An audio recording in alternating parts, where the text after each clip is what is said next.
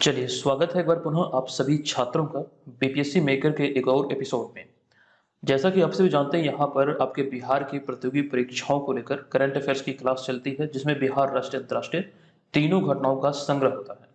तो आज की इस वीडियो में 10 जुलाई 2023 से संबंधित बिहार करंट अफेयर्स और साथ ही राष्ट्रीय और अंतर्राष्ट्रीय घटनाओं से करंट अफेयर्स के जितने भी प्रश्न बनेंगे, वो सारी जानकारी हम आपको हमेशा की तरह विस्तार पूर्वक देंगे। जो भी छात्र पहली बार इस सीरीज के वीडियो को देख रहे हैं, पहले आप इस वीडियो को देख लीजिए। अगर आपको लगे कि इस वीडियो श्रृंखला से आपकी हेल्प हो सकती है, तो इसका प्रीवियस पार्ट जो हमने चैनल पर अपलोड किया है, आप लोग उसे जरूर देखिएगा। और साथ साथ monthly Bihar special current affairs का भी संग्रह आपको वहीं पर प्लेलिस्ट में मिल जाएगा, जिसके माध्यम से आप अपनी प्रतियोगी परीक्षाओं की तैयारी को बेहतर कर सकते हैं। चलिए, अब यहाँ पर हम आ चुके हैं पिछले वीडियो के प्रश्न में। तो पहला प्रश्न था कि बिहार वन विभाग और बॉम्बे नेचुरल हिस्ट्री सोसाइटी द्वारा किए गए सर्वेक्षण के अनुसार बताएं कि बिहार में पक्षियों की प्रजातियां कितनी पाई गई है। जो सर्वेक्षण हुई, इसके आधार पर बात करें यहाँ पर बिहार में पक्षी प्रजातियों की इस रिपोर्ट के आधार पर, तो 205 से अधिक प्रजातियां बिहार में पाई गई। दूसरा प्रश्न पूछा गया था कि हाल ही में जारी वैश्विक शांति सूचकांक 2023 के अनुसार भारत किस पायदान पर है। तो इस प्रश्न का हमने आपको राइट आंसर बताया था, 126वें स्थान पर है। तीसरा प्रश्न था कि भारत ने किस देश को हराकर रिकॉर्ड 9वीं बार सैफ चैंपियनशिप का खिताब अपने नाम किया है। तो रिकॉर्ड 9वीं बार भारत ने कुवैत को हराकर इस खिताब को अपने नाम किया। कोशिश कीजिए कि जो भी प्रश्न आप लोगों से पूछे जाते हैं, आप लोग से कमेंट बॉक्स में लिखें और सारी जानकारी विस्तार पूर्वक लिखें। चलिए, अब यहाँ पर हम आज की इस वीडियो के पहले प्रश्न पे। तो आज के इस वीडियो का हमारा पहला प्रश्न है कि किस राज्य सरकार ने हाल ही में बायोफ्यूल्स उत्पादन प्रोत्साहन नीति 2023 को स्वीकृति दी है। राइट आंसर होगा विकल्प नंबर ए, यानी कि बायोफ्यूल्स उत्पादन प्रोत्साहन नीति को अभी हाल ही में बिहार सरकार ने स्वीकृति दी है। हम यहाँ पर संबंधित तथ्यों की बात करें तो पहला पॉइंट जो आप याद रखेंगे, पॉइंट है कि मुख्यमंत्री नीतीश कुमार की अध्यक्षता में हुई मंत्रिमंडल की बैठक में जैव ईंधन अर्थात बायोफ्यूल्स उत्पादन प्रोत्साहन नीति 2023 को स्वीकृति दी गई। हालांकि इसके अंतर्गत कुछ चीजें हैं जहां से एग्जाम में प्रश्न बनेंगे। तो इसके तहत बायोफ्यूल्स उत्पादन प्लांट लगाने वालों को प्लांट एवं मशीनरी की लागत का 15% और अधिकतम 5 करोड़ रुपए तक का अनुदान दिया जाएगा। यानी कि कहने का सेंस यहाँ पर यह है कि बिहार में जिनके भी द्वारा इस तरह का प्लांट स्थापित किया जाएगा, यानी कि जो बायोफ्यूल्स उत्पादन प्लांट स्थापित किया जाएगा, तो प्लांट और मशीनरी की लागत का 15% और अधिकतम 5 करोड़ रुपए तक का उन्हें अनुदान दिया जाएगा। कुल लागत का 15% और अधिकतम जो राशि होगी वो अधिकतम 5 करोड़ रुपए अनुदान के तौर पर दी जाएगी। हालांकि कुछ बातें और भी है। दरअसल बिहार सरकार की बात करें तो सरकार ने नवीकरणीय ऊर्जा के विस्तार के लिए एथनॉल के अलावा कंप्रेस्ड बायोगैस को प्रोत्साहित करने का निर्णय लिया है और इसी उद्देश्य की पूर्ति के लिए सरकार ने बिहार बायोफ्यूल्स उत्पादन प्रोत्साहन नीति 2023 को लागू करने का फैसला किया है। तो ये सारी चीजें यहाँ से ध्यान रखेंगे। एक जानकारी और है कि राज्य में एथनॉल प्रोत्साहन नीति 2021 से प्रभावी है। एग्जाम में यहाँ से प्रश्न बन सकते हैं कि बिहार राज्य में एथनॉल प्रोत्साहन नीति जो प्रभावी है या फिर जो लागू है, ये वर्ष 2021 से ही लागू है। हालांकि आपको एक जानकारी हमने ये भी आपको दिया था कि एथनॉल नीति को लागू करने वाला भारत का जो पहला राज्य है, ये है बिहार, आपको याद होगा। और जिस समय बिहार में एथनॉल नीति को लागू किया गया था, और उस समय अगर हम बात करें बिहार के उद्योग मंत्री की, तो उद्योग मंत्री थे सैयद शाहनवाज हुसैन। हालांकि वर्तमान में जो बिहार के उद्योग मंत्री हैं, वे हैं समीर कुमार महासेठ। ये सारी चीजें याद होगी, हमने आपको कई बार विस्तार पूर्वक बताया है। फिलहाल यहाँ पर अब हम चलेंगे दूसरे प्रश्न पे। ये दूसरा प्रश्न भी अति महत्वपूर्ण है। प्रश्न है कि चाइल्ड लेबर ट्रैकिंग सिस्टम में उत्कृष्ट कार्य के लिए बिहार को कौन सा अवार्ड मिला है। इस प्रश्न का हमारा राइट आंसर होगा बिहार को गोल्ड अवार्ड मिला। ऑप्शन नंबर सी यहाँ पर इस प्रश्न का राइट आंसर होगा। संबंधित तथ्यों की बात करें तो इसमें हमारा पहला पॉइंट है कि दिल्ली में आयोजित 92वें Skoch summit India economics forum में श्रम संसाधन विभाग बिहार सरकार को CLTS यानी कि चाइल्ड लेबर ट्रैकिंग सिस्टम के लिए गोल्ड अवार्ड से नवाजा गया है। दरअसल इस पर बिहार ने विशेष कार्य किया, उत्कृष्ट कार्य किया है, जिसको लेकर गोल्ड अवार्ड से बिहार को सम्मानित किया गया। और श्रम संसाधन विभाग के प्रधान सचिव श्री अरविंद कुमार चौधरी ने यह अवार्ड यहाँ पर दिल्ली में जो 92वां Skoch summit India economics forum का आयोजित हुआ, इसमें इन्होंने प्राप्त किया। नेक्स्ट पॉइंट हमारा है कि बिहार में चाइल्ड लेबर ट्रैकिंग सिस्टम के माध्यम से बाल श्रम करने वाले बच्चों की जानकारी रखने में मदद मिल रही और साथ ही इस तरह के गिरोह पर भी अंकुश लगाया जा रहा है। तो इसी दिशा में उत्कृष्ट कार्य के लिए बिहार को यह सम्मान दिया गया। इसी चीज़ को यहाँ पे लिखा गया कि इसी के बेहतरीन कार्य के लिए बिहार को गोल्ड अवार्ड मिला है। आप यहाँ पर देख सकते हैं तस्वीर में जो गोल्ड अवार्ड मिला है, वो यहाँ पर हमने शामिल कर दिया है। नेक्स्ट अब चलेंगे यहाँ पर हम तीसरे प्रश्न पे। हमारा तीसरा प्रश्न है कि भारतीय अंतरिक्ष अनुसंधान संगठन यानी कि इसरो ने अर्थात इंडियन स्पेस रिसर्च ऑर्गेनाइजेशन ने बहुप्रतीक्षित मिशन चंद्रयान 3 को कब लॉन्च करने की घोषणा की है। तो जो नवीनतम घोषणा है, इस घोषणा के आधार पर इसका राइट आंसर होगा विकल्प नंबर बी, यानी कि 14 जुलाई 2023 को यह लॉन्च किया जाएगा। इसको लेकर हम विस्तार से तथ्यों की बात करें तो भारतीय अंतरिक्ष अनुसंधान संगठन अर्थात इसरो ने अपने बहुप्रतीक्षित मिशन चंद्रयान 3 को 14 जुलाई 2023 को दोपहर 2:35 पर लॉन्च करने की घोषणा की है। और यहाँ पर हम चंद्रयान 3 की बात कर रहे हैं, तो ऐसे में चंद्रयान 1 और चंद्रयान 2 के बारे में विस्तार पूर्वक बात कर लेते हैं। हालांकि जब 14 जुलाई को चंद्रयान 3 लॉन्च होगा, उसके बाद में इसके बारे में आपको विस्तार पूर्वक बतलाएंगे। फिलहाल के लिए इतना ध्यान रखें कि 14 जुलाई को लॉन्च होगा, लेकिन यहाँ पर हम लोग देख लेते हैं चंद्रयान 1 और चंद्रयान 2 से संबंधित तथ्यों को, जहां से एग्जाम में प्रश्न बन सकते हैं। तो दरअसल भारत ने चंद्रयान 1 PSLV C2 के माध्यम से या फिर C2 से 22 अक्टूबर 2008 को श्रीहरिकोटा के सतीश धवन अंतरिक्ष केंद्र से लॉन्च किया था। ये तिथि थी 22 अक्टूबर 2008। वहीं पर हम चंद्रयान 2 की बात करें तो जबकि चंद्रयान 2 को 22 जुलाई 2019 को श्रीहरिकोटा से GSLV मार्क 3 द्वारा लॉन्च किया गया था। दोनों की जो लॉन्चिंग तिथि है वो आपको ध्यान रखना है। और रॉकेट जो है, ये जो PSLV C2 और इसके अतिरिक्त GSLV मार्क 3, ये रॉकेट का भी नाम आपको ध्यान रखना है। और ये स्थान भी ध्यान रखेंगे डेट के साथ साथ कि यह स्थान कौन सा था या फिर कौन सा अंतरिक्ष केंद्र था जहां से इसे स्पेस के लिए लॉन्च किया गया। ये सारी चीजें यहाँ से एग्जाम में प्रश्न के तौर पर पूछे जाते हैं। चलिए अब यहाँ पर हम आगे बढ़ेंगे और जो चंद्रमा के बारे में हम लोग बात कर रहे हैं, आप सभी जानते हैं कि चंद्रमा जो है ये पृथ्वी का एकमात्र प्राकृतिक उपग्रह है। ठीक है, पृथ्वी का एकमात्र प्राकृतिक उपग्रह है चंद्रमा। हालांकि अगर हम बात करें इसरो की यहाँ पर चर्चा हुई तो इसरो के जो वर्तमान अध्यक्ष हैं ये है एस सोमनाथ। इस प्रकार यहाँ से भी इस तरह से प्रश्न बनते हैं। और चूंकि चंद्रमा मिशन की बात हुई तो ऐसे में एक जानकारी हमने दक्षिण कोरिया से संबंधित दिया था अक्टूबर 2022 में। ये पॉइंट काफी इंपॉर्टेंट है। दरअसल अक्टूबर 2022 में दक्षिण कोरिया ने स्पेस एक्स के फॉल्कन रॉकेट से पहली बार चंद्रमा के लिए अपना मिशन धनुरी या फिर मिशन धनुरी लॉन्च किया था। ये यहाँ से आप ध्यान रखेंगे। एग्जाम में अगर प्रश्न बने कि मिशन धनुरी का संबंध किससे है, तो ये दक्षिण कोरिया से संबंधित है ये, और ये चंद्रमा के लिए यहाँ का पहला मिशन था जो कि स्पेस एक्स के फॉल्कन रॉकेट की मदद से लॉन्च किया गया था। तो ये सारी चीजें यहाँ से आप ध्यान रखेंगे। क्योंकि यहाँ पर अभी हमने चर्चा किया इसरो के बारे में, तो इसरो भारत की अंतरिक्ष एजेंसी है। हालांकि इसी प्रकार कुछ प्रमुख अंतरिक्ष एजेंसियों से संबंधित एग्जाम में आपके प्रश्न बनते हैं, तो ऐसे में वो जानकारी यहाँ पर हमने आपके समक्ष रखा है। जैसे कि यहाँ पर जो हम चर्चा करेंगे वो सभी सरकारी अंतरिक्ष एजेंसी की ही चर्चा करेंगे। जैसे कि पहला है अमेरिकी अंतरिक्ष एजेंसी जो कि है नासा। नासा की स्थापना हुई थी 29 जुलाई 1958 को। रूसी अंतरिक्ष एजेंसी का नाम है रॉस कॉस्मोस। इसकी स्थापना हुई थी 25 फरवरी 1992 को। जापानी अंतरिक्ष एजेंसी का नाम है जाक्सा। स्थापना हुई थी 1 अक्टूबर 2003 को। भारतीय अंतरिक्ष एजेंसी इसरो है, आप सभी जानते हैं, और इसकी स्थापना हुई थी 15 अगस्त 1969 यानी कि 1969 को। तो ये सारी चीजें यहाँ से ध्यान रखेंगे। एक अहम जानकारी आपको दे दूं, अगर आप घर बैठे बिहार की प्रतियोगी परीक्षाओं की तैयारी में लगे हैं और हमारा डेली करंट अफेयर्स का क्लास आपने पिछले 6-7 महीने से फॉलो अगर नहीं किया है, तो यहाँ पर इस वीडियो में पिछले 6 महीने के प्रश्नों का संग्रह एकदम से विस्तार पूर्वक हमने डाला है। ये इसका कह सकते हैं अर्धवार्षिकी है, जिसमें जनवरी से जून 2023 तक के प्रश्नों का संग्रह है। इसमें आपको बिहार, राष्ट्रीय, अंतर्राष्ट्रीय तीनों घटनाओं का समग्र विश्लेषण आपको मिल जाएगा।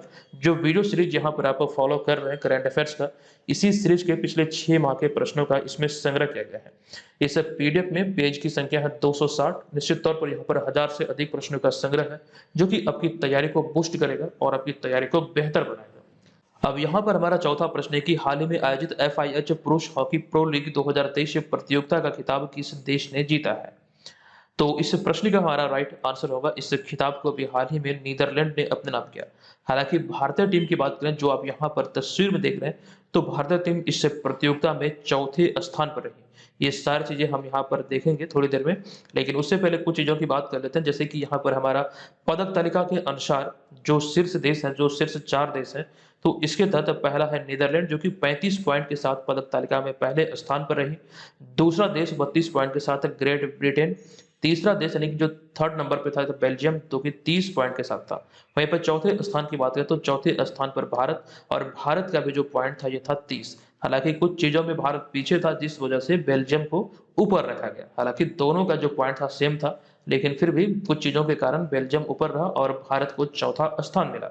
हालाँकि भारत के संदर्भ में कुछ चीज़ों की बात करें जहाँ से एग्ज़ाम में प्रश्न बनेंगे, तो दरअसल इसमें अगला पॉइंट है कि भारतीय कप्तान यानी कि भारतीय हॉकी टीम के कप्तान हरमनप्रीत सिंह 18 गोल के साथ एफआईएच प्रो लीग 2022 से 23 प्रतियोगिता में शीर्ष गोल स्कोरर रहे। ये चीज़ें यहाँ से ध्यान रखें, यानी कि इस प्रतियोगिता में सर्वाधिक गोल जो किया गया, ये भारतीय हॉकी टीम के कप्तान हरमनप्रीत सिंह के द्वारा किया गया और ये गोल की संख्या थी 18। एक और पॉइंट यहाँ पर इसी से संबंधित है कि न्यूजीलैंड की टीम 3 अंक के साथ सबसे निचले स्थान पर रही। यानी कि इस प्रतियोगिता में जितने देशों ने भाग लिया था, न्यूजीलैंड की टीम सबसे अंतिम स्थान पर रही, महज 3 अंकों से मिला। अगला पॉइंट यहाँ पर हमारा है कि दक्षिण अफ्रीका। देखिए यहाँ पर हॉकी टीम की चर्चा हुई, भारतीय हॉकी टीम की, तो ऐसे में कुछ चीज़ें एक्स्ट्रा हमने शामिल किया है। तो यहाँ पर पॉइंट यह है कि दक्षिण अफ्रीका की क्रैग फुल्टन भारतीय पुरुष हॉकी टीम का नया कोच है और उन्होंने ग्राहम रीड का स्थान लिया है। अगर आपसे एग्जाम में पूछा जाए कि भारतीय पुरुष हॉकी टीम का मुख्य कोच कौन है, तो क्रैग फुल्टन है जो कि दक्षिण अफ्रीका के हैं, उन्होंने ग्राहम रीड का स्थान लिया है। और अगला पॉइंट यहाँ पर है कि एफआईएच प्रो लीग में भारत दूसरी बार चौथे स्थान पर रहा। दरअसल इससे पहले वर्ष 2020-21 के अपने डेब्यू सीजन में भी भारतीय टीम चौथे स्थान पर रही थी। उसके बाद 2021-22 सीजन में भारतीय टीम जो थी ये तीसरे स्थान पर रही थी।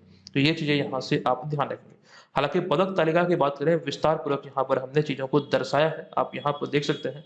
सबसे पहला पॉइंट हम आपको ये जानकारी देने वाले हैं कि एफआईएच का पूरा नाम क्या होता है, लेकिन फ्रेंच में इस संस्था को कहा जाता है the federation international D hockey. तो ये चीजें भी यहाँ से आप ध्यान रखेंगे। और इस प्रतियोगिता को लेकर जो पदक तालिका तैयार हुई है, इसमें आप देख सकते हैं कि नीदरलैंड शीर्ष स्थान पर है, ग्रेट ब्रिटेन दूसरे स्थान पर, बेल्जियम तीसरे पर और अपना भारत चौथे स्थान पर है। देखिए सभी टीमों ने यहाँ पर दर्शाया गया है, इन चारों टीमों ने 16-16 मैच खेला और इसमें 16 मैच में से भारत के दृष्टिकोण से देखें तो भारत ने 8 मैच जीतकर इस पदक तालिका में 30 पॉइंट अर्जित किया। भारत ने जो गोल खाए इसकी संख्या अधिक थी। देखिए गोल जो खाए यहाँ पर दर्शाया गया है, इसकी संख्या अधिक थी, यानी कि भारतीय टीम के विरुद्ध जो अन्य टीमों ने गोल किया इसकी संख्या अधिक होने के कारण ही भारत जो है वो निचले पायदान पर रहा, यानी कि इन तीनों देशों के सापेक्ष में भारत पीछे रहा। यहाँ पर आप देख सकते हैं जो गोल किए भारत ने, कुल गोलों की संख्या 51 थी। इस आधार पर देखें तो अन्य जो 3 देश हैं ऊपर, उनकी संख्या गोल की जो संख्या वो कम है, लेकिन भारत ने जो मैच जीता वो महज 8 ही मैच जीता और गोल खाए 42, जिस वजह से पदक तालिका में ये थोड़ा सा डिफरेंस देखने को मिला। इन सब के अतिरिक्त जो हमने आपको न्यूजीलैंड के बारे में जानकारी दिया कि न्यूजीलैंड को इस प्रतियोगिता में महज 3 पॉइंट मिला। हालांकि न्यूजीलैंड एक भी मैच नहीं जीता, लेकिन 2 मैच इनका ड्रॉ हुआ था और इन्हीं ड्रॉ मैच के आधार पर जो इन्हें पॉइंट मिले उसकी संख्या रही 3, यानी कि 3 अंक के साथ न्यूजीलैंड सबसे अंतिम स्थान पर रहा। चलिए, चूंकि यहाँ पर अभी हॉकी की चर्चा हम लोग कर रहे हैं, तो ऐसे में एक जानकारी हमने आपको पुरुष हॉकी जूनियर एशिया कप 2023 से संबंधित हाल ही में दिया था। दरअसल इसका जो मेजबान देश था या फिर जो इसकी मेजबानी किया गया या फिर जो इसका आयोजन हुआ, ये ओमान में किया गया था। तो इसको लेकर हमने आपको जानकारी दिया था कि भारत ने पाकिस्तान को 2-1 से हराकर पुरुष हॉकी जूनियर एशिया कप 2023 का खिताब चौथी बार अपने नाम किया है। ये आप यहाँ पर ध्यान रखिएगा, पुरुष हॉकी जूनियर एशिया कप की यहाँ पर हम बात कर रहे हैं। तो भारत ने पाकिस्तान को हराकर चौथी बार इस खिताब को अपने नाम किया और खिताबी मुकाबला जो भारत और पाकिस्तान के बीच खेला गया, तो भारतीय कप्तान उत्तम Singh man of the match चुने गए थे। और इस जीत के साथ ही भारतीय टीम ने मलेशिया में होने वाले, यहाँ पे देखिए मलेशिया गलत लिखा गया है, तो भारतीय टीम ने मलेशिया में होने वाले अंतर्राष्ट्रीय हॉकी महासंघ पुरुष जूनियर विश्व कप के लिए क्वालिफाई भी कर लिया है। हालांकि जो यहाँ पर हमने आपको जानकारी दिया कि भारत ने चौथी बार इस खिताब को अपने नाम किया है, तो आपके मन में ये भी सवाल उठ रहा होगा कि इससे पहले कब कब भारत ने इस खिताब को जीता है। तो इससे पहले भारत ने 2004, 2008 और 2015 में इस जूनियर एशिया कप हॉकी का खिताब अपने नाम किया है। हालांकि पाकिस्तान की दृष्टिकोण से देखें तो पाकिस्तान ने भी इस टूर्नामेंट को 3 बार अपने नाम किया है, एक तो 1988, फिर 1992 और 1996 में। अर्थात अगर भारत और पाकिस्तान या फिर अन्य टीमों के दृष्टिकोण से देखें तो इस पुरुष हॉकी जूनियर एशिया कप का जो खिताब है भारत ने सर्वाधिक बार जीता है। इसी पॉइंट को यहाँ पर लिखा गया है कि भारत ने सर्वाधिक बार पुरुष हॉकी जूनियर एशिया कप का खिताब जीता है। हालांकि इसकी कंप्लीट जो सूची है वो यहाँ पर आप देख रहे हैं, इसमें हमने वो सारी चीजों को दर्शाया है। भारत के दृष्टिकोण से बात करें तो 2004 में भारत ने जीता, 2008 में भारत ने जीता, उसके अतिरिक्त 2015 और अभी हाल ही में 2023 में। यहाँ पर कंप्लीट वो सूची देख रहे हैं जहां से एग्जाम में प्रश्न बनेंगे। हालांकि भारत और पाकिस्तान के अतिरिक्त केवल जो देश हैं जैसे कि एक तो है दक्षिण कोरिया, इसने इसने एक बार इस किताब को अपने नाम किया और दूसरा देश है मलेशिया, जो कि एक बार इन्होंने भी अपने नाम किया है। तो ये सारी चीज़ें यहाँ से आप ध्यान रखेंगे। चलिए अब यहाँ पर हम चलते हैं आगे और बात करते हैं 5वें प्रश्न के बारे में। 5वां प्रश्न है कि किस राज्य सरकार ने हाल ही में राज्य के कुंवारों और विधवाओं अर्थात विडोवर्स के लिए 2,750 रुपये की मासिक पेंशन देने की घोषणा की है? तो देखिए इस प्रश्न का जो राइट आंसर है ये है विकल्प नंबर सी, यानी कि ऐसी घोषणा अभी हाल ही में हरियाणा सरकार के द्वारा किया गया। तो चीज़ें जो आपको ध्यान रखना है जहाँ से आपके एग्जाम में प्रश्न बनेंगे, इसमें पहला पॉइंट है कि हरियाणा के मुख्यमंत्री मनोहर लाल खट्टर ने राज्य के 45 से 60 वर्ष की आयु के अविवाहित यानी कि अनमैरिड लोगों और 40 से 60 वर्ष की आयु के विधवाओं अर्थात विडोवर्स को 2750 रुपये की मासिक पेंशन देने की घोषणा की है। ये राशि इन्हें मासिक पेंशन के तौर पर दी जाएगी। हालाँकि इसमें कुछ चीज़ें आपको यहाँ पर यह भी ध्यान रखना है कि यह लाभ उन्हीं को मिलेगा जिनकी वार्षिक आय 1.80 लाख रुपए से कम होगी। और एक पॉइंट यहाँ पर यह है कि हरियाणा पहला ऐसा राज्य है जिसने इस तरह का पेंशन योजना शुरू किया है। निश्चित तौर पर यहाँ से आपके एग्जाम में प्रश्न बन सकते हैं, ध्यान रखिएगा। और बीपीएससी एग्जाम को लेकर जो हमने एक ऑफर के बारे में आपको जानकारी दिया था, आप यहाँ पर देख सकते हैं।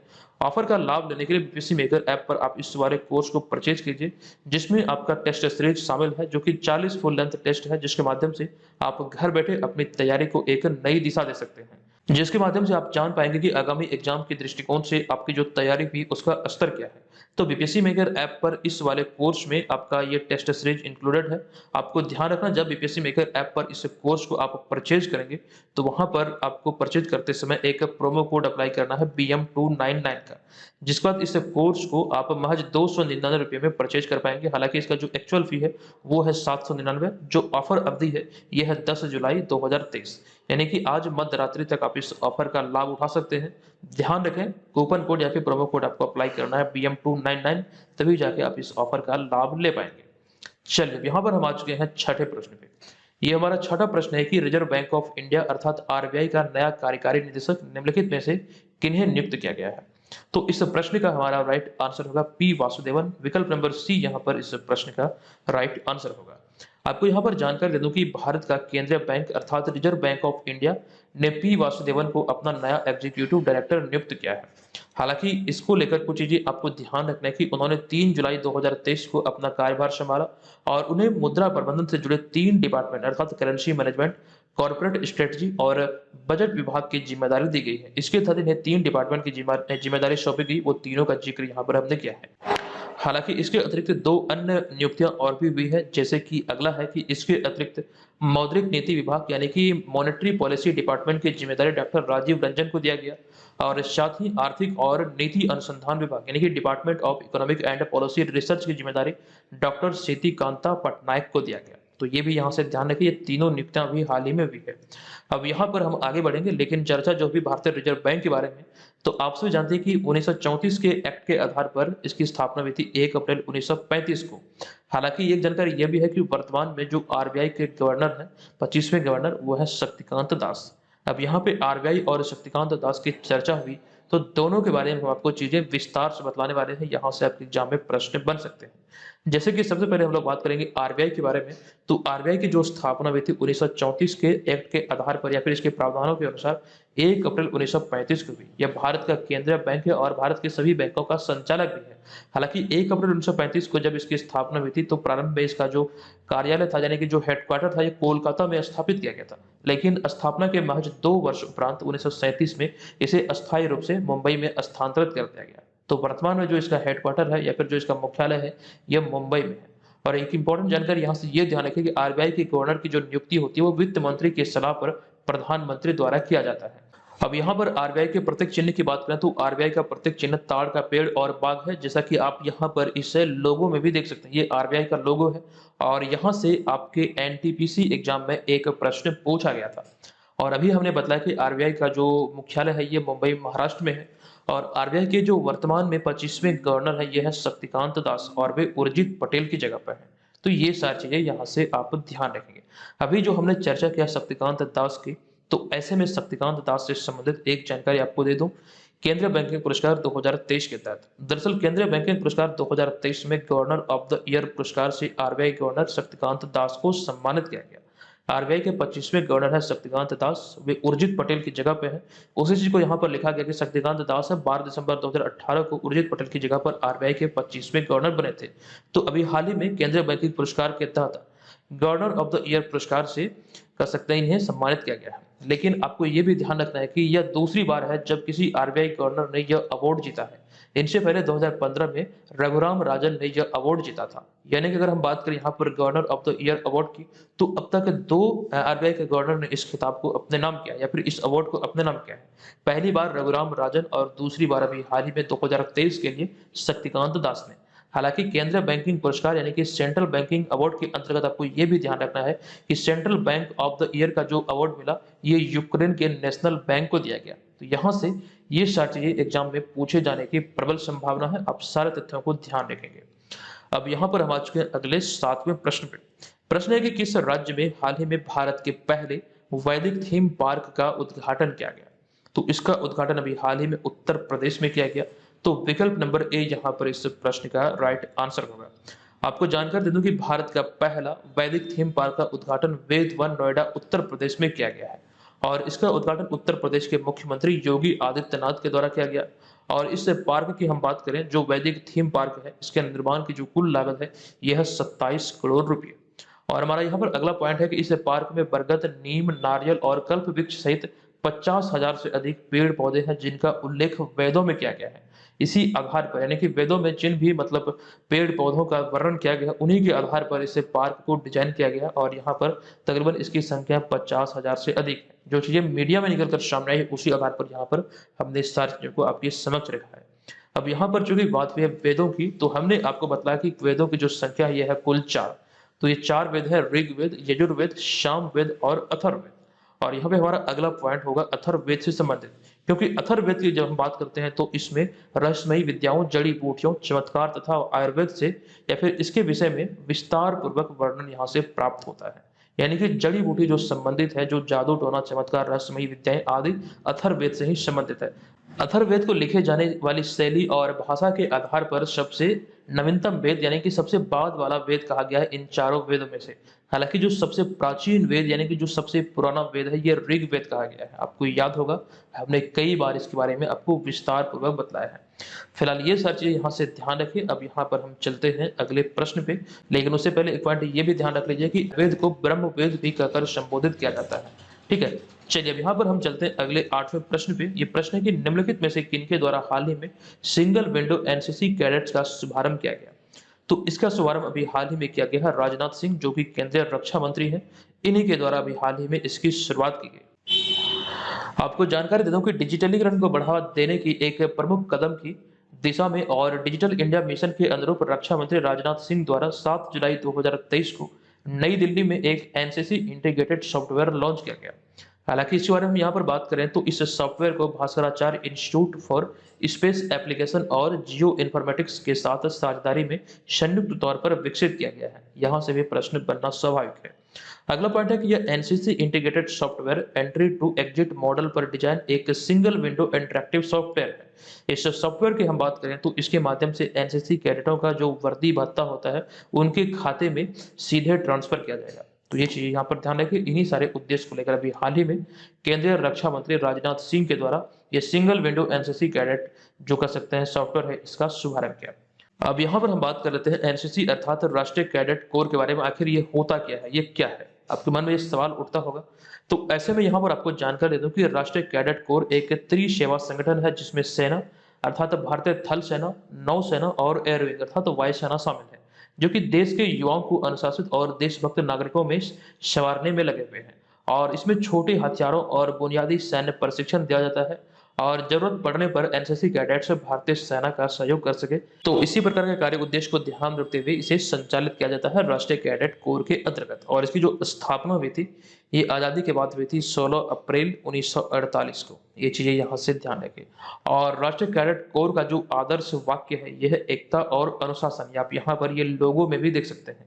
आप जो यहाँ पर देख रहे हैं ये एनसीसी अर्थात राष्ट्रीय कैडेट कोर का लोगो है। चलिए अब यहाँ पर हम चलते हैं आगे और चर्चा करते हैं नवे प्रश्न के बारे में।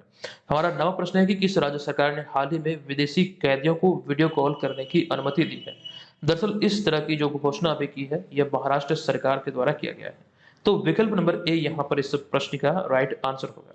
आपको जानकारी दे दूं कि महाराष्ट्र सरकार ने हाल ही में राज्य के जेलों में बंद विदेशी कैदियों को वीडियो कॉल करने की सुविधा देने की घोषणा की है।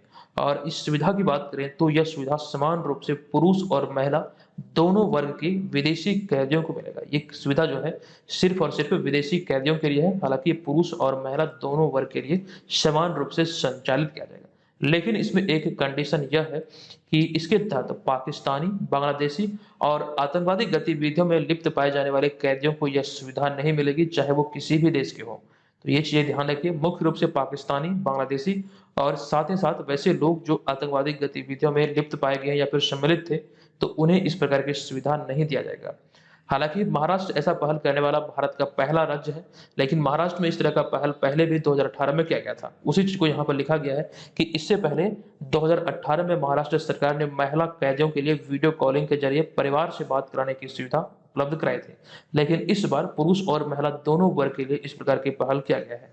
तो ये सारी चीजें यहाँ से आपको ध्यान रखना है। चूंकि यहाँ पर बात हुई महाराष्ट्र की, तो महाराष्ट्र को लेकर जो इंपॉर्टेंट फैक्ट है, जहां से एग्जाम में प्रश्न बनते हैं, जो बेसिक से फैक्ट है, वो चीजें यहाँ पर हमने आपके समक्ष रखा है। जैसे कि आप सब जानते हैं कि महाराष्ट्र राजधानी है मुंबई, जो कि भारत की वित्तीय राजधानी यानी कि फाइनेंशियल कैपिटल भी है। वो वर्तमान में महाराष्ट्र के राज्यपाल हैं रमेश बैस, मुख्यमंत्री एकनाथ शिंदे। यहाँ पर जिलों की संख्या 36 है, राजभाषा मराठी। और महाराष्ट्र का जो राजकीय पशु है, ये है भारतीय विशाल गिलहरी। राजकीय पक्षी है पीले पैरों वाला हरा कबूतर। राजकीय पुष्प है जरूल। राजकीय खेल है कबड्डी। और राजकीय वृक्ष जो है ये है आम। हालांकि जो कबड्डी है महाराष्ट्र का राजकीय खेल, ये बिहार का भी राजकीय खेल है। लेकिन एक जानकारी ये भी ध्यान रखें कि कबड्डी बांग्लादेश का राष्ट्रीय खेल भी है। तो ये चीजें भी आपको इस प्रकार से ध्यान रखना है। नेक्स्ट अब यहाँ पर हम चलते हैं अगले 10वें प्रश्न पे। ये प्रश्न है कि हाल ही में 67वां travel agents association of India यानी कि टाई सम्मेलन का आयोजन कहाँ किया गया? तो इस प्रश्न का हमारा राइट आंसर होगा अभी हाल ही में कोलंबो श्रीलंका में इसका आयोजन किया गया। तो विकल्प नंबर बी इस प्रश्न का राइट आंसर होगा। आपको जानकारी दे दूं कि 3 दिवसीय 67वां travel agents association of India अर्थात टाई सम्मेलन का आयोजन 6 से 8 जुलाई 2023 तक कोलंबो श्रीलंका में आयोजित किया गया। और आपको ध्यान रखना है, इसका उद्देश्य दोनों देशों के बीच यानी कि भारत और श्रीलंका के बीच साझेदारी और सहयोग को बढ़ावा देना और द्विपक्षीय संबंधों को मजबूत करना है। हालांकि इसके अंतर्गत व्यापार, पर्यटन आदि इसमें शामिल है, जिसको लेकर ये अभी सम्मेलन जो हुआ था, इसका 67वां संस्करण श्रीलंका के कोलंबो में आयोजित हुआ 6 से 8 जुलाई 2023 तक।